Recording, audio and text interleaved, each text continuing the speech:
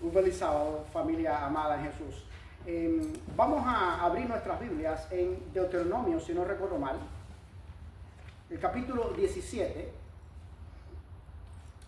Y bueno, esto va a ser interesante yo creo que para todos, no porque sea yo el que voy a predicar este sermón, no es porque es a mí a quien el Espíritu Santo ha inspirado. Yo estoy seguro que no solamente estoy seguro de que puedo aprender, estoy seguro que puedo aprender porque aprendo con cada uno de ustedes siempre que yo quiero. Y a veces aún sin quererlo, aprendo siempre de cada uno de ustedes. Deuteronomio capítulo 17, versículo del 15 al 21, ese segundo episodio de Deuteronomio capítulo 17. Tengo que aclarar que ayer hice el ensayo, la práctica, el ensayo del sermón con el sacerdote, con el párroco de la iglesia episcopal. Y bueno, fue algo muy interesante, algo muy bonito. Deuteronomio capítulo 17, versículo 15 al 21. Podemos aprender cosas maravillosas. Es muy interesante este tema. A mí me ha apasionado mucho en estos días recientes, sobre todo en estos días recientes, porque he revisitado este tema recientemente, porque recientemente, a propósito, también tuvimos el repaso de la lección de escuela sabática, que trató, no tan profundamente como pretendo hacerlo yo hoy, pero sí trató al menos superficialmente, pero satisfactoriamente también este tema. Pero yo de todas formas no estoy satisfecho con la forma en que se presentó en la lección de escuela sabática. A propósito, tengo que reconocer al mismo tiempo que no es lo mismo. Le confesaba a Alberto, transmitía con Alberto, que no es lo mismo la predicación que enseñanza. Las técnicas son diferentes, las técnicas son completamente diferentes. Y entonces tampoco es lo mismo, no se puede abarcar tanto contenido en una lección de un día, el repaso de la lección de escuela sabática que tenemos cada trimestre, que un sermón. Y el objetivo que se persigue tampoco es el mismo. En la lección de escuela sabática, con lo que yo no concuerdo mucho es con la negativa o la afirmación, mejor dicho, de que Dios no concordaba con la monarquía, no concordaba con que hubiera monarquía en Israel. Y el autor de la lección de escuela sabática y los que concuerdan con él se basan en el hecho de que en primero de Samuel, después que Samuel ha tenido un ministerio exitoso, hay que tener en cuenta esto que es muy importante. Samuel había ejercido una triple misión. En un sentido, Samuel era un tipo de Jesús. Aquellos que no están familiarizados con este tipo de argot, con este tipo de lenguaje, un tipo es un personaje o una práctica o un artículo, un mueble, incluso animales que prefiguraban y señalaban el antitipo, que el antitipo es nada más y nada menos que Jesús, o el evento que esa parábola está enseñando, esa imagen está enseñando en el Antiguo Testamento. Por ejemplo, el servicio del santuario en el Antiguo Testamento, que lo estableció el mismo Dios, le dio la idea a Moisés en Éxodo, en el trayecto de la peregrinación después que salieron de Egipto, de la esclavitud de Egipto. Todo el servicio del santuario señalaba a Jesús. El corderito que tanto nos llama la atención a los cristianos de hoy, el corderito que se sacrificaba en la tarde y en la mañana era también un indicio, un símbolo de Jesús, un tipo, un símbolo de Jesús, un símil de Jesús. De hecho, la actividad profética de Juan el Bautista, ya lo hemos dicho aquí en esta iglesia en otras ocasiones, la actividad profética de Juan el Bautista se circunscribía específicamente a eso, Marquito. ¿Sabes cuál era? Juan el Bautista no vaticinó, no predijo ningún evento, ni remoto ni cercano. No hizo Dios ningún milagro por medio de Juan el Bautista. Nada de eso, nada de eso. Pero era un profeta. Pero no solamente era un profeta. Es que reconocido por el mismo Jesús. Y ve anotando ahí, PH, ve anotando ahí a ver si Dios tiene o no tiene favoritos. Que te vendí la idea ayer. A ver si Dios tiene o no tiene favoritos. Sin embargo, dice Jesús mismo de Juan el Bautista, no es solamente que Juan el Bautista es profeta, es que como él no hay. Si no se ha levantado otro profeta como Juan el Bautista, pero ¿cómo es posible? No se ha levantado otro profeta, incluso en comparación con Moisés, el gran libertador y el gran legislador y el gran maestro de Israel, no, ni Moisés. Pero tampoco comparado con Abraham, el padre de la fe. No, tampoco con Abraham, el padre de la fe. ¿Por qué razón? Porque todos esos profetas, no solamente los que vinieron antes de Juan el Bautista, también los que vinieron después de Juan el Bautista, han hablado de lo que el Señor les ha mostrado por medio de visiones y sueños y revelaciones. Pero Juan el Bautista anunció al que habría de venir ahí en vivo. Una cosa que me preocupa mucho de la iglesia cristiana en sentido general, Marquito, no solamente nosotros, en sentido general, es el estilo de cristianismo remoto,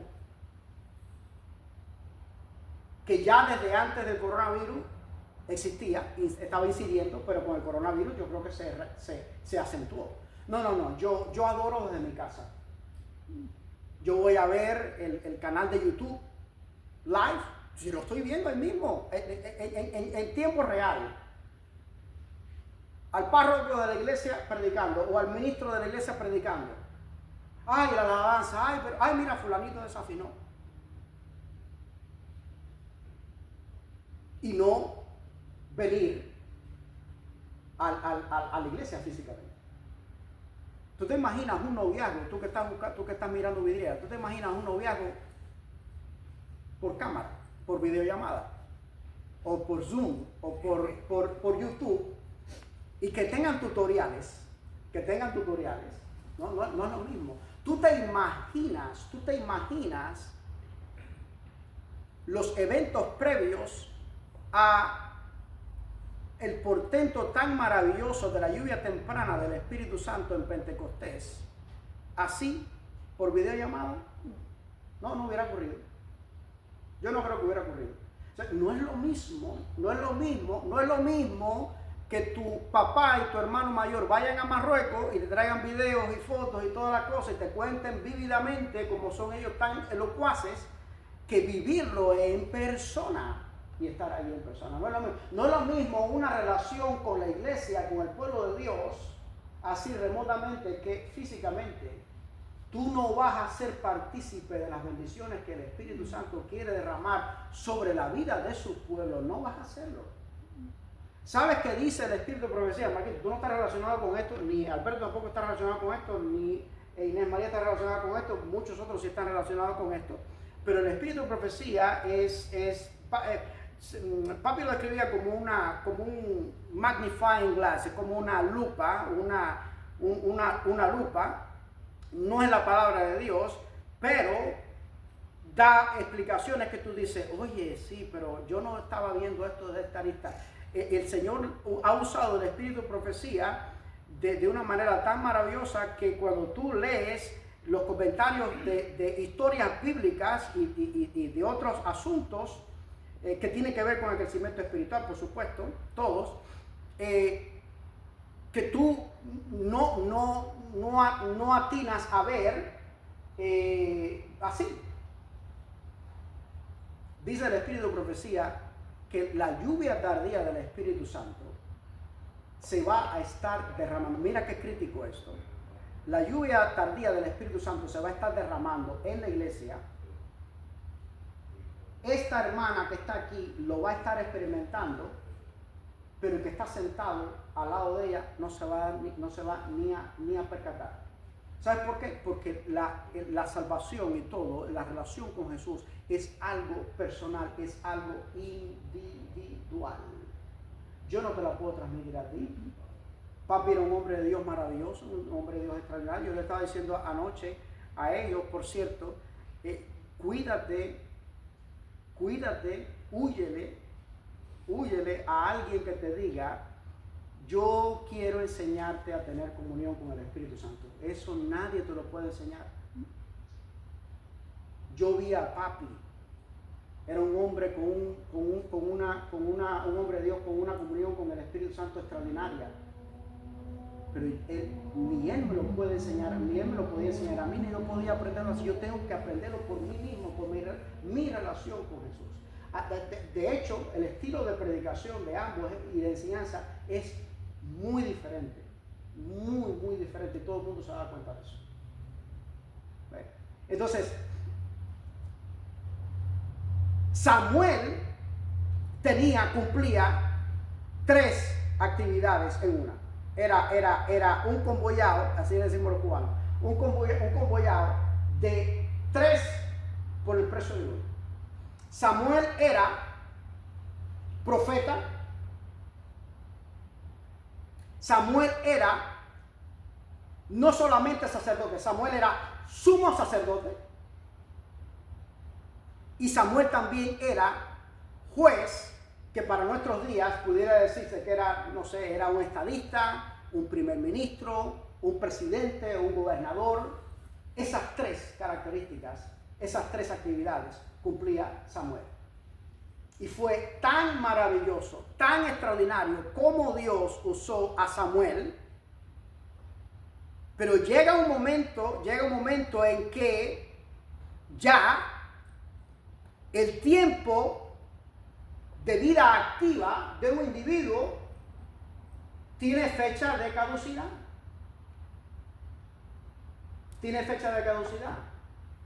Entonces, Samuel se pone viejo, y esa es una de las primeras dificultades uno de los primeros desafíos que tiene Israel. O sea, en Israel de aquel entonces, ¿no? Del contexto. Y es un desafío también sociopolíticamente hablando que el mundo de hoy está teniendo.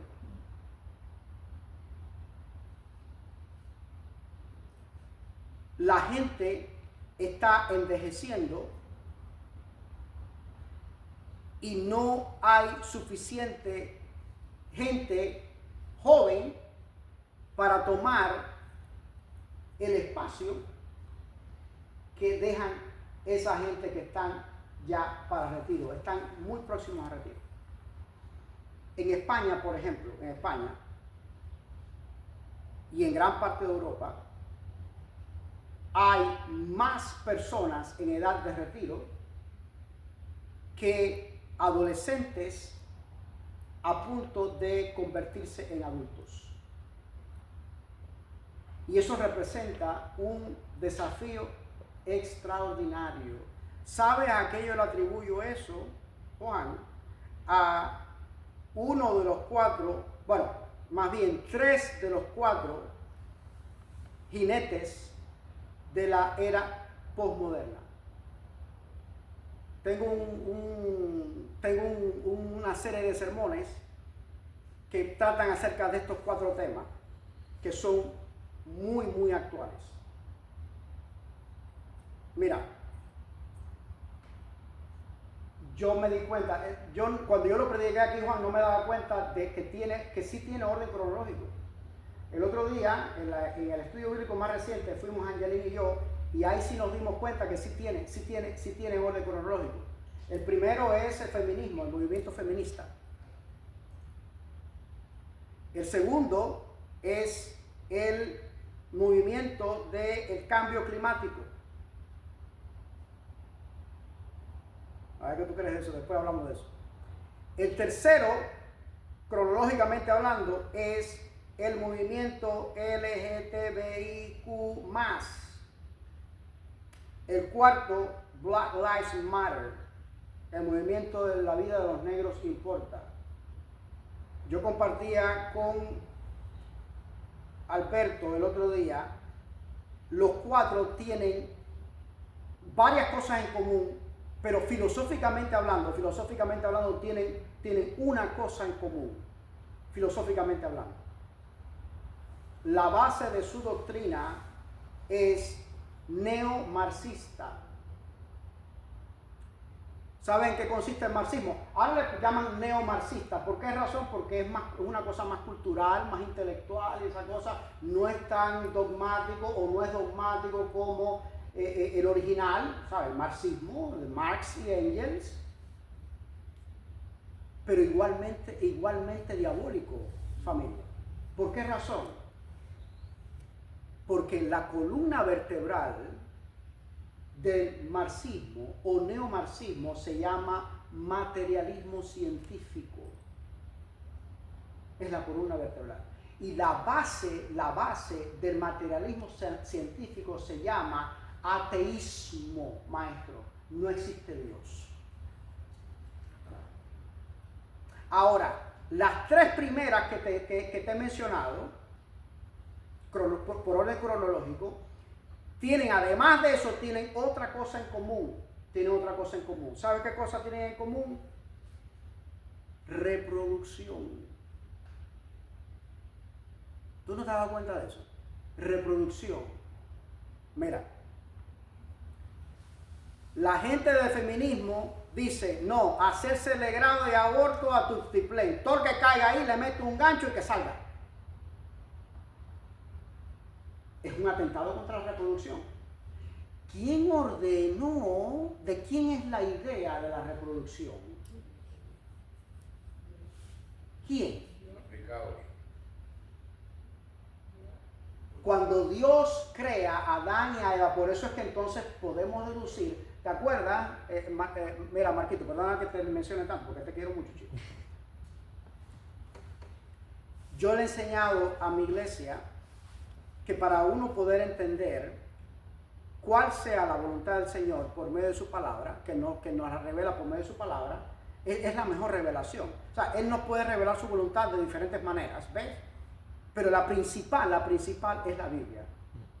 Es decir, para poder yo darme cuenta cuál es la voluntad del Señor, yo necesito leer no solamente las líneas, también las entrelíneas. Es decir, no solo lo que el Señor dice explícitamente por medio de su palabra, también lo que no dice.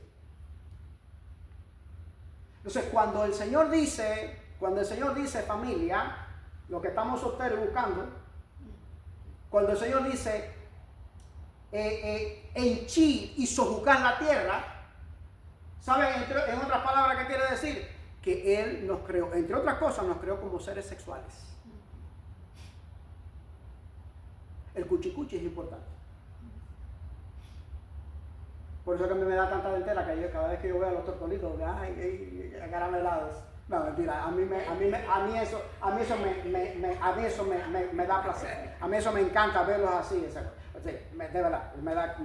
Ahora, eso. Esa es otra cosa. Ahora, reproducción. Los feministas, y digo uso adjetivos y pronombres masculinos porque hay hombres también feministas. El ex primer ministro de Canadá, Justin Trudeau, iba a decir Justin Bieber, Justin Trudeau, que también es canadiense, Justin Bieber. Justin Trudeau, él se confiesa feminista. Ok, los feministas la gente del cambio climático y movimiento LGTBI, cómo se van a reproducir la gente del movimiento LGTBI más. Si es hombre con hombre, no se reproduce, mujer con mujer no se reproduce. ¿Te das cuenta? ¿Tiene sentido lo que estoy diciendo? Para mí es una hipótesis todavía, yo no lo puedo probar, pero tiene sentido. ¿Tiene sentido? Entonces, reproducción. ¿Quién manda?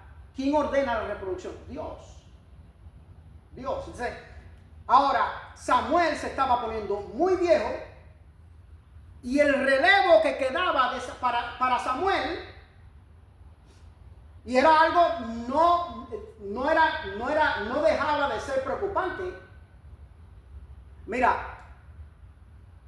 parece, familia, que en ese momento, y en muchos momentos también, en muchas diferentes épocas del antiguo Israel, el Israel literal, y nosotros lo estamos viendo también hoy, una crisis de liderazgo tremenda. Una crisis de liderazgo tremenda.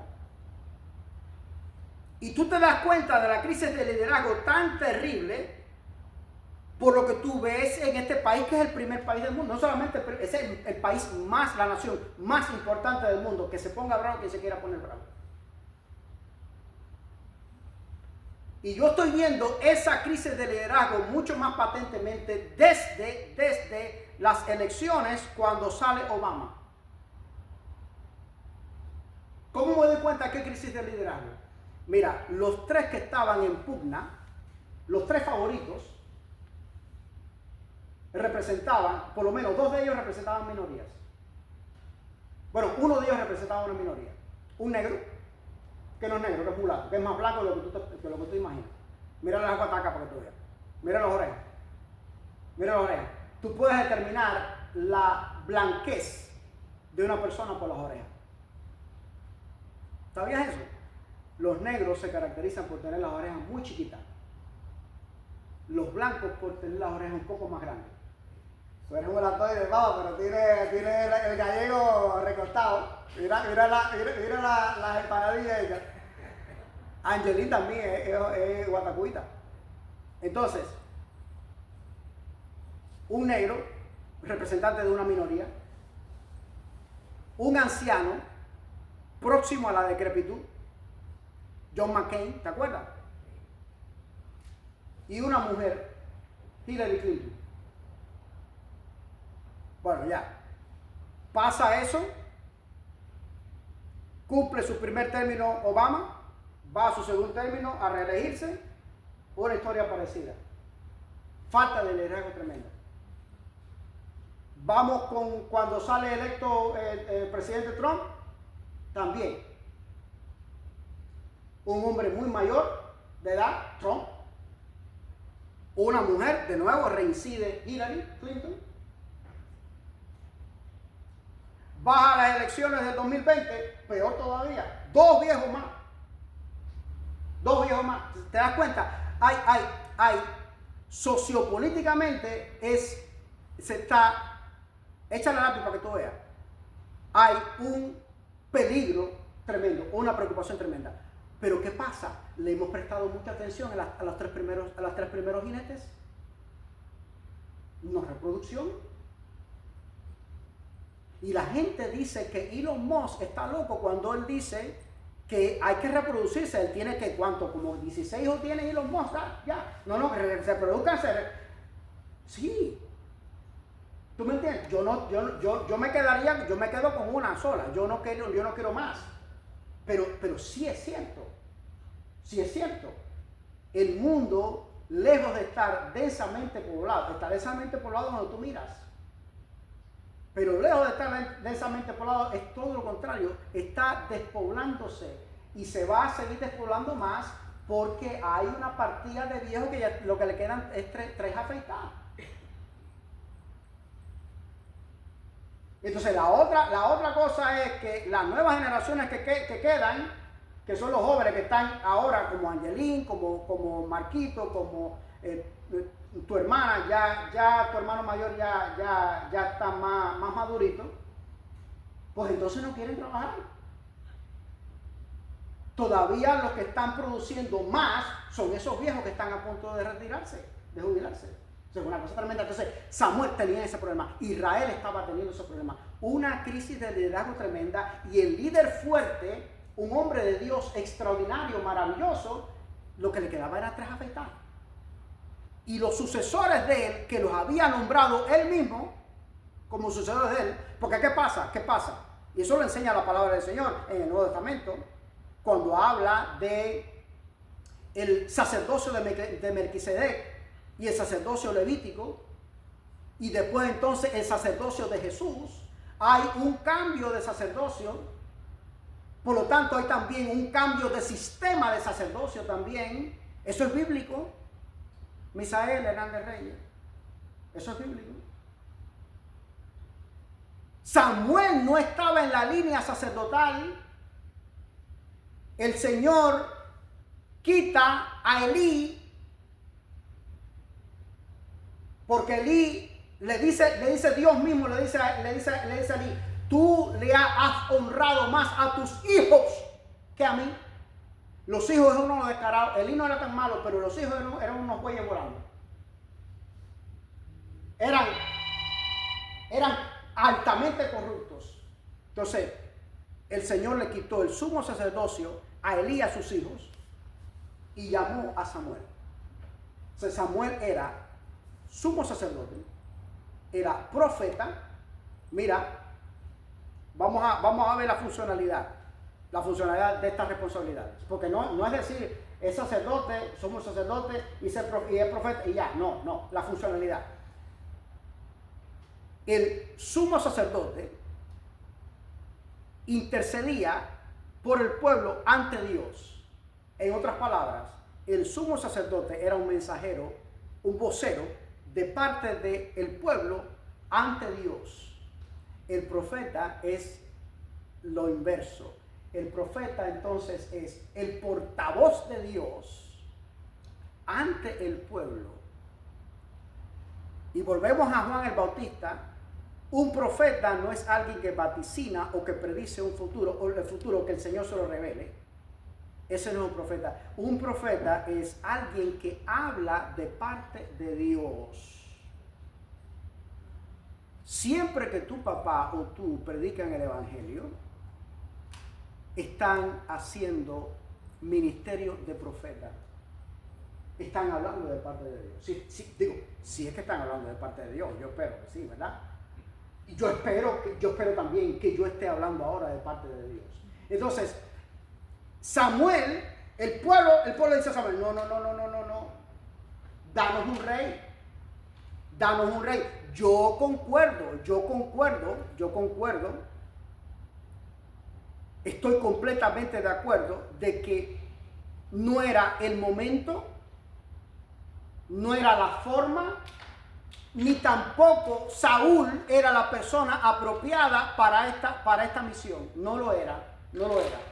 Pero de ahí a decir que Dios había prohibido la monarquía, no. Eso no tiene basamento bíblico. De hecho, en Deuteronomio capítulo 17, versículo 15, lo que sí muestra el Señor, el Señor no muestra prohibición, muestra previsión y provisión. ¿Viste cómo jueguito de palabras? Pero para eso hay que tener riñones. No es prohibición, es previsión. Él previó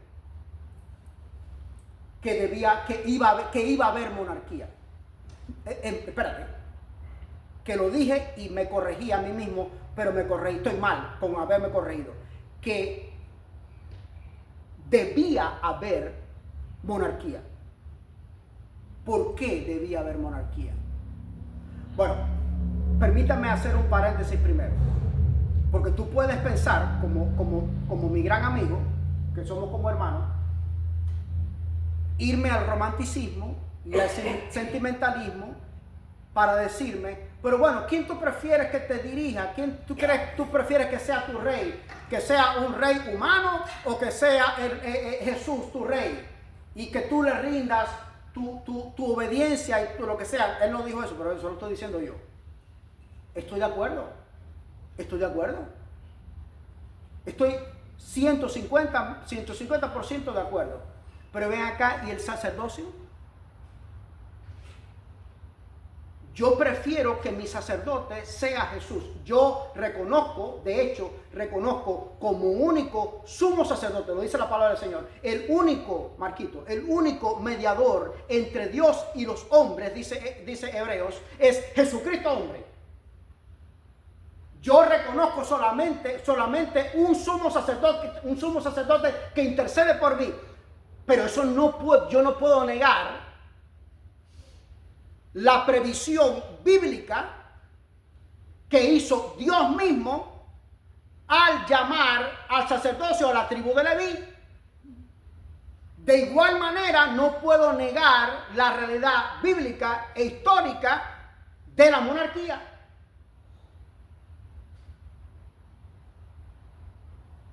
Que estamos en contra de la monarquía. Yo estoy perfectamente en contra de la monarquía, totalmente en contra de la monarquía. Yo soy republicano. Yo soy republicano, disculpen, yo soy republicano. El republicanismo no tiene que ver con monarquía. A propósito, nos han metido un microchip. Qué bueno que tú naciste aquí mismo. Qué bueno que tú naciste aquí. Que eres descendiente de cubano, pero que naciste aquí. Y que eres cubano. De hecho, y el hermano mayor, pues es el más cubano de los tres. Él llega a la corte, y él me saluda. ¿Cómo tú estás? ¿Cómo tú estás? Porque ellos son de Guantánamo. ¿Cómo tú estás? Yo soy republicano. Ahora, nos han implantado el microchip antiimperialista. Mira, ni semánticamente, ni políticamente, ni históricamente, ni lógicamente, ni de ninguna mente que tú te quieras imaginar, Estados Unidos es un imperialismo yanqui. No lo es. En primer lugar, vamos a desglosarlo de atrás para adelante. La etimología de la declaración. Yanqui se refiere a a los estados del norte, del noreste, específicamente del noreste. Nueva York, Nueva Jersey, esa zona, ese área. Que de hecho, cuando la guerra de secesión del siglo XIX, la guerra civil americana, que se dio lugar por causa de el presidente Lincoln impugnó y quiso abolir la esclavitud, y los estados de Estados Unidos del norte, mejor dicho al revés, los estados del sur pelearon en contra de los estados del norte porque los estados del sur eran completamente esclavistas. Por eso es que tú ves tanta población negra aquí en el sur de Estados Unidos. Y con una idiosincrasia completamente diferente al resto de los negros de Estados Unidos y al resto de los negros del mundo entero. No vamos a entrar ahí, no vamos a tocar esa gaveta que tiene cucarachas.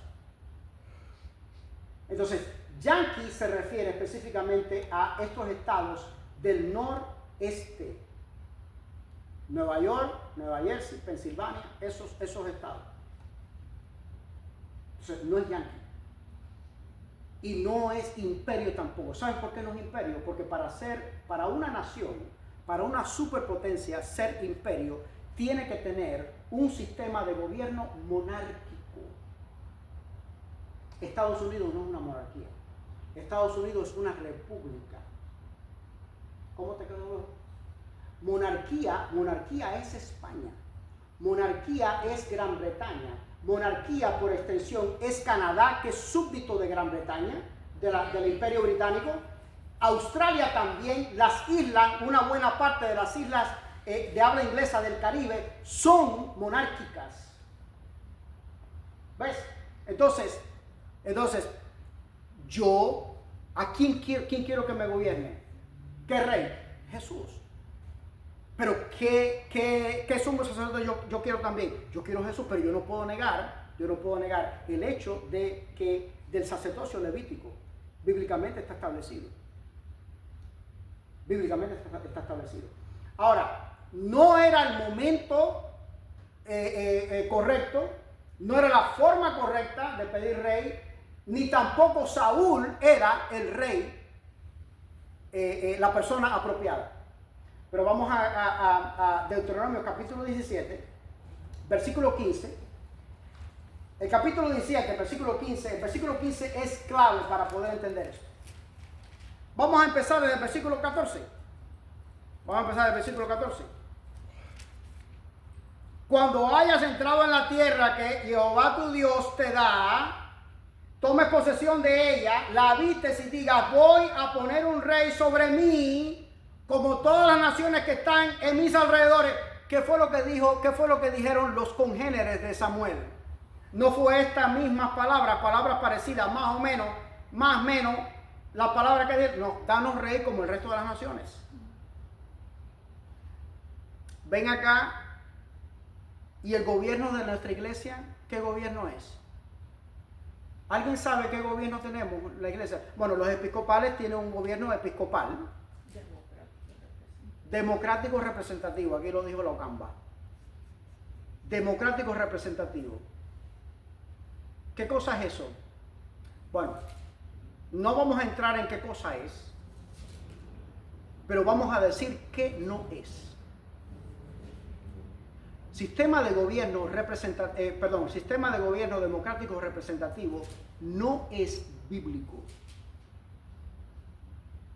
Yo concuerdo con que es el mejor, perdóname a los episcopales y los católicos y todo lo que sea, que a propósito el nuevo papa estuvo en Puerto Padre, puedo enviar el video, estuvo en Puerto Padre cuando era obispo, ok. Yo concuerdo perfectamente porque soy democrático, me gusta la libertad, me gusta la libertad mía, y me gusta que los demás sean libres. Y trato, a lo mejor no siempre lo logro, pero trato de respetar la libertad de todo el mundo, de mi prójimo. Trato siempre. Procuro. A lo mejor no lo logro, a lo mejor meto la pata de vez en cuando. ¿Ves? A lo mejor obligo a alguien, oye, vamos a recoger la carne del día del banco de comida, no el sábado, el viernes por la tarde, vamos. Y te vas a evitar, no. Verá que tiene sentido lo que estoy diciendo. Entonces, yo soy democrático, no soy demócrata, soy democrático. Me gusta la libertad mía y me gusta respetar la libertad de los demás. Y trato casi siempre hacerlo, o trato de hacerlo siempre, a veces no lo logro. Reconozco al mismo tiempo que en este mundo en que estamos viviendo, y cuando los pioneros nuestros fueron guiados por el Señor para levantar esta iglesia profética, es un movimiento profético, Marquito, el mejor sistema de gobierno que existía era el democrático representativo, pero no es un gobierno bíblico, no es un sistema de gobierno bíblico. ¿Sabe cuál es el sistema de gobierno bíblico? Y concuerdo con quien sea también con que el sistema de gobierno bíblico tampoco sea el monárquico. ¿Sabes por qué? Porque el verdadero sistema de gobierno bíblico, mira, vamos a correr el cassette un momentico para atrás y ya yo voy a terminar con esto. A la luz de la Biblia, lo que tú revisas en la palabra del Señor, tú ves diferentes tipos de gobiernos, específicamente en el pueblo de Dios, con Israel, el Israel literal. Nosotros, Marquitos, somos el Israel espiritual, el Israel escatológico. Papi le llamaba el Israel escatológico, nosotros. Mira, existía, primero, según lo absorbemos de la palabra del Señor, existía sistema de gobierno patriarcal. Existió también sistema de gobierno tribal. existió sistema de gobierno también monárquico, el que estamos valorando hoy. Perdón, antes del monárquico, jueces. Le podemos llamar sistema de gobierno caudillista. Se levantaba un líder, un caudillo, y ese caudillo entonces gobernaba por medio de su propio estilo de gobernación. Monárquico. Vamos al Nuevo Testamento porque con el monárquico termina, el Antiguo Testamento termina con el sistema de gobierno monárquico. Vamos al Nuevo Testamento. Apostólico. Mira cuántos sistemas de gobierno, pero son sistemas de gobierno. ¿Sabes cómo le llama el espíritu de profecía? Te voy a leer cómo le llama el espíritu de profecía. A ver si lo puedo encontrar aquí. Creo que le llama forma de gobierno. Fíjate. Mira, no le está llamando gobierno, está diciendo forma de gobierno. Al gobierno monárquico le llama forma de gobierno, no le llama gobierno, le llama forma de gobierno. ¿Tú sabes por qué? Bueno, no lo dice el espíritu de profecía, tampoco lo dice la Biblia, pero yo te lo voy a decir. Y es una hipótesis mía, puede que yo esté equivocado, pero es una hipótesis mía. ¿Sabes por qué? Porque en todos esos cinco tipos de gobierno, o formas de gobierno, como le llama el espíritu de profecía, vamos a llamarle forma de gobierno, que me acomoda más, es mejor, me gusta más que el que se me ocurrió a mí, el que se le ocurrió al espíritu de profecía, el que Dios le dio al espíritu de profecía. Forma de gobierno. Esas cinco formas de gobierno tenían un tipo de gobierno. ¿Sabes cuál era? Teocrático. Ahora, volvemos al sistema de gobierno nuestro, democrático representativo, que no es bíblico. De todas maneras, yo tengo, y más me vale que yo tenga esa convicción. Familia, más nos vale que tengamos esa convicción. Más nos vale que aunque el sistema de gobierno que tenemos nosotros, el pueblo remanente, ya me metí en problema con Marquito.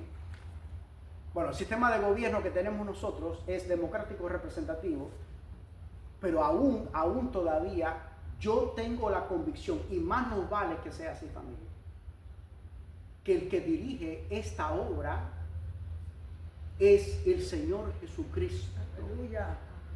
El autor y consumador de la fe. Amén.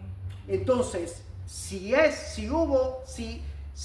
Dios consintió o no que de acuerdo con Deuteronomio capítulo 17, voy a pasar al versículo 15. Viste, te mentí, Marquito, no terminé todavía. No, dice versículo 15. Deuteronomio capítulo 17, versículo 15, dice, ciertamente pondrás como rey sobre ti al que Jehová tu Dios escoja. ¿Qué quiere decir eso? ¿Teocracia o no teocracia? ¿Qué cosa es teocracia? Teocracia es Dios gobernando. Tú sabes una cosa que no viste en el reinado de Saúl. Cuando le correspondía todavía, porque después trató de hacerlo. Es verdad que después trató de hacerlo. Es verdad que ya después, pero ya era demasiado tarde. Ya había metido la pata y estaba hasta porquería hasta aquí, hasta la nariz, hasta aquí. Ya ahí ya es por gusto. Fíjate. Hemos hablado de cierre de gracia global y hemos hablado de cierre de gracia también individual, pero a veces me da la impresión, amada familia en Cristo, que el cierre de gracia individual no es que ocurra, pero sí vemos indicios de que va en vías de cerrarse individualmente para la persona contumaz, obstinada, rebelde, que lo que quiere es hacer daño a la obra de Dios. Y entonces tú ves juicio de Dios encima de esa persona. Yo lo he visto. Yo lo he visto. Y gracias a Dios que todavía, aún esa persona, en esa situación tan caótica, específica de esa persona, todavía la gracia no se ha cerrado realmente para esa persona, y esa persona todavía, aún ahí en esa situación, puede decir: Señor, o creemos nosotros o no creemos nosotros que después de aún Judas Iscariote haber vendido a su maestro, si después de haber sido vendido, si el Señor no lo iba a perdonar o no. Si lo hubiera perdonado. Yo estoy completamente seguro que sí lo hubiera perdonado. Pero ¿qué pasa? Cuando alguien está en condenación, se hunde más y se hunde más en el pecado, y todo lo que ve, por cierto, esa persona de sí mismo es eso mismo, pecado. Entonces, su pecado, él ve su propio pecado más magnificado que la gracia de Dios. Y esa es la perdición del perdido, individualmente hablando. ¿Concuerdan conmigo? ¿O estoy hablando con sentido? Entonces,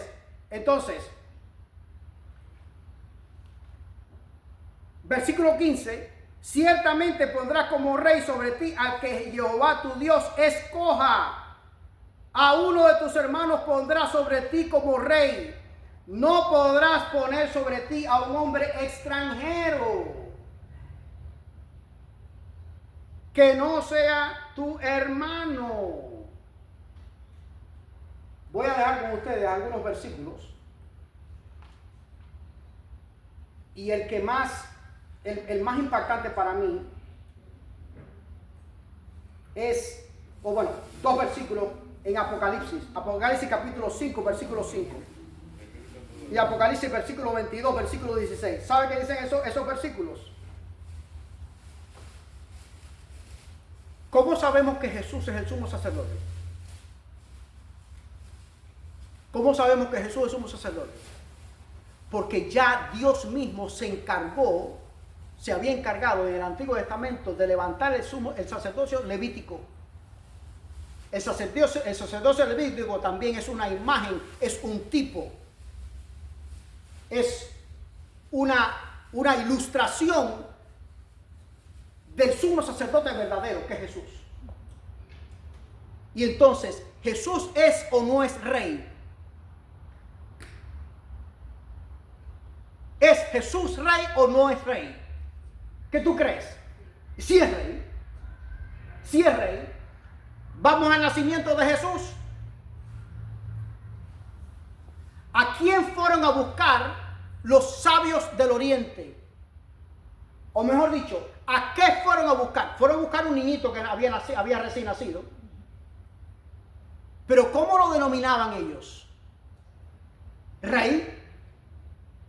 Y cuando son interceptados, ellos, reyes que vienen con este estatus y esta dignidad de reyes. ¿A dónde van a ir? Bueno, pues al rey, a uno de los reyes de Judea, o al rey de Judea, Herodes el Grande. Van y se entrevistan y dicen: hemos venido. Era una visita de estado oficial, o eso era lo que parecía, por lo menos. ¿Vieron al presidente Trump ahora en Medio Oriente? Se acabó la plata. Se acabó la plata. Sin precedentes. Vinieron a buscar al rey de los judíos. ¿A quién van? Reyes van al rey, Herodes, para averiguar por el rey, el bebé rey que acaba de nacer. ¿Cómo sabemos que Jesús es rey? Bueno, pues parecido a como sabemos que Jesús es sumo sacerdote. Porque desde el Antiguo Testamento el Señor en su providencia levantó el sacerdocio levítico para pasárselo al sumo sacerdote verdadero cuando llegara su momento. ¿Cómo sabemos que Jesús es rey? Porque levantó al hombre conforme a su corazón. Estamos en contra de, creemos que debemos estar en contra de, que Dios está en contra de la monarquía, que no era la voluntad del Señor levantar monarquía. ¿Y por qué entonces llama a David? Es al único, familia, al único en toda la Biblia que Dios se refiere, a quien Dios se refiere en estos términos: el hombre conforme a mi corazón. Ni antes de David, ni después de David, jamás Dios dijo eso de nadie. ¿Cómo se referían a Jesús algunas de las personas que venían para ser ministrados por él, para ser sanados por él? Específicamente el ciego Bartimeo. ¿Cómo se refería a Jesús? Jesús, ¿hijo de quién? Jesús, hijo de David. Apocalipsis capítulo 5, versículo 5, y ahora sí, te prometo, Marquito, que no te voy a engañar más y sí voy a terminar ya. Porque a mí me está señalando ahí con el dedo el relojito que yo le compré para el día de las madres, que tengo más ganas de quitárselo, porque entonces me estoy tirando yo con mi propia escopeta, me estoy tirando yo a mí mismo, y le compré un relojito para el día de las madres. No debería comprar un reloj, debería comprar una venda. Versículo 5. Apocalipsis capítulo 5, versículo 5, dice: entonces uno de los ancianos me dijo, no llores, porque el león de la tribu de Judá, es más, estaba profetizado que Jesús vendría del linaje de David, vendría de Belén, que nacería en Belén. ¿Por qué Belén? Belén es conocida, entre otras palabras, por otros nombres, por diferentes nombres. Uno de los nombres es la ciudad de David. ¿Qué otro nombre? La ciudad real. Cuando Abraham todavía no era Abraham, era Abraham solamente, sin H intermedia, Padre exaltado. Abraham sin H intermedia, padre de multitudes. Padre exaltado. Abraham con H intermedia, padre de multitudes. Y Sara no era Sara todavía, era Sarai. La promesa del Señor para Abraham y Sara es que de tu vientre saldrán reyes de naciones. Entonces, ¿monarquía sí o monarquía no? ¿Cómo quedamos? Apocalipsis capítulo 22, versículo 16 ahora. Apocalipsis capítulo 22, versículo 16. Dice, yo Jesús, aquí Jesús está hablando. En el capítulo 5, versículo 5, es otra persona que está hablando acerca de Jesús. Es otro que está hablando acerca de Jesús. Es el ángel que está hablando con Juan, el discípulo amado, acerca de Jesús. Pero aquí es Jesús el que está hablando. Apocalipsis capítulo 22, versículo 16. Yo Jesús he enviado mi ángel para daros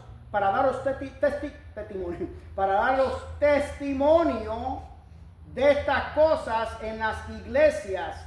Y dice Jesús, yo soy.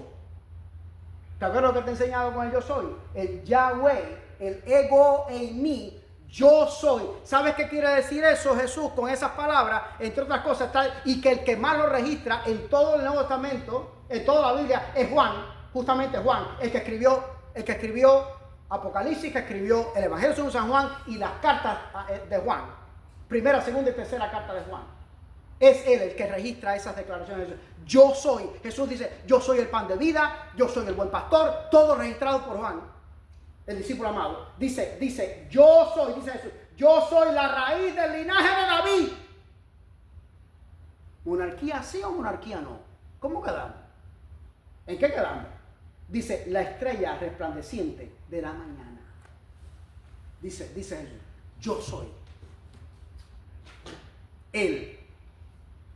Yo estoy de acuerdo. No quiero otro rey. Yo he votado, no una, ni dos. Yo he votado 3 veces por el mismo hombre. Pero por encima de ese, yo rindo pleitesía, obediencia, adoración y todo a Él. Por cierto, el mismo que lo libró. Sí. ¿Te acuerdas de la bala? Amén. ¿Quién lo libró? Dios. ¿Para qué lo libró? Entabullame ese trompo. Pero de la misma manera reconozco que la monarquía fue algo no prohibido, fue algo previsto y provisto por Dios también. Amén. De la misma manera, lo que pasa es que Israel no era el momento, no era la forma, ni era la persona indicada. De la misma manera que habiéndole prometido Dios a Abraham, el hijo de la promesa, bueno, usé una redundancia ahí, habiéndole expresado claramente, explícitamente Dios a Abraham la promesa de un hijo, y Abraham se adelantó a los acontecimientos. No era el momento correcto, no era la forma correcta, ni tampoco era la persona correcta. Y las consecuencias las estamos viviendo hoy. ¿Dónde están las consecuencias? Mira el conflicto entre Gaza, en Israel con Gaza, con los gazatíes, con los palestinos estos. Entonces, concluimos. Monarquía, sí.